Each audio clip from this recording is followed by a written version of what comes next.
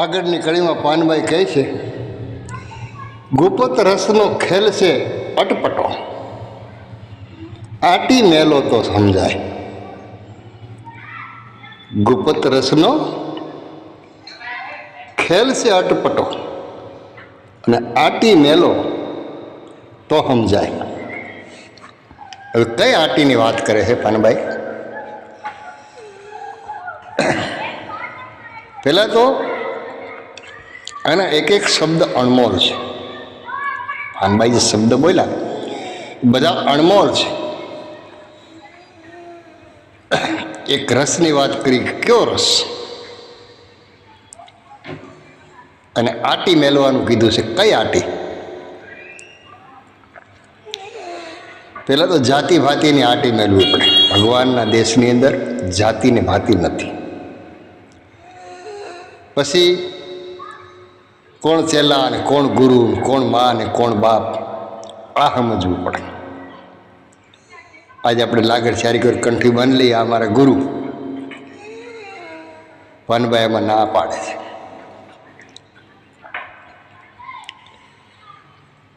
ધર્મ આપણો બાપ છે. જે ધર્મને અપનાવ્યો હોય એ ધર્મ આપણો બાપ છે.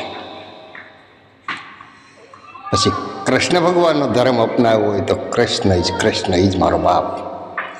અલેખ ધણીને અપનાવ્યો હોય તો અલેખ ધણી જ મારો બાપ.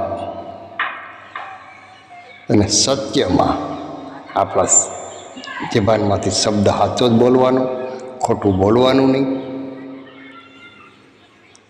એ સત્યને અપનાવવું પડે. અને એ સત્ય મારી માં. પહેલાં તો સત્ય બોલવાનું ચાલુ કરવું પડે. ખોટું જરાય બોલવાનું નહીં, ખોટું કરવાનું નહીં અને ખોટું વિચારવાનું નહીં. એને માં માની લેવી પડે. કાંઈ ત્યાં મારી માં, અને દોરાવા ખોટું નહીં બોલું. જે કાંઈ છે એ સત્ય કહીશ. પછી બીજો ધર્મ, એ આપણો બાપ, એને બાપ માનવાનો ધર્મને. પછી કોઈ બી ધર્મ અપનાવો, ધર્મ કોઈ નાના નથી.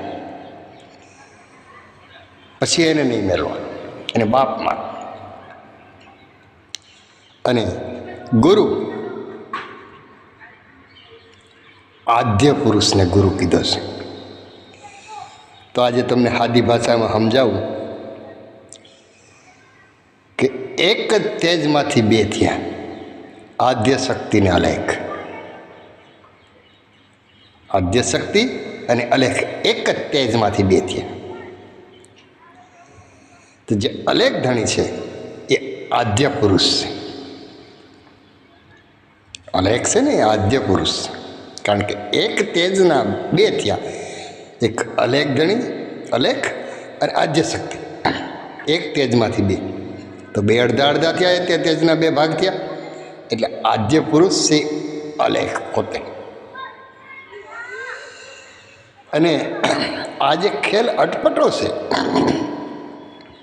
એ પછી સમાધિની પ્રક્રિયાનું કહે છે કે તમે ધર્મને બાપ માનો અને સત્યને મા માનો અને આદ્ય પુરુષ છે એને ગુરુ માની લ્યો.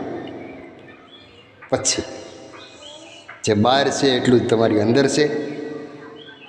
પછીની જે પ્રક્રિયા છે એ સમાધિની છે. આગળ જે એના ખુલાસા કરશે તો આપણે કહેવું કે આ આટી મેળવાની છે, જાતિ ભાતિની આટી મેળવાની છે, ગુરુ શિષ્યની આટી મેળવાની છે.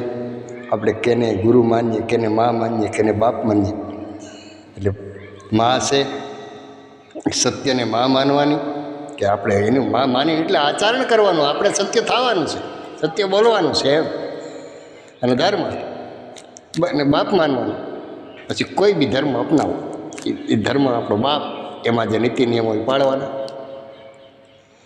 અને આદ્ય પુરુષ આરાધ કરવાનું, એને ગુરુ માનવાનું. અલેખ ધણીમાં જે કાંઈ ગુણ છે એ ગુણને અપનાવવાના. આપણા જેને ગુરુ માનીએ એના જે ગુણ હોય એને આપણે અપનાવવાના અને અમલવારી કરવાની, તો આપણા ગુરુ ગણાય.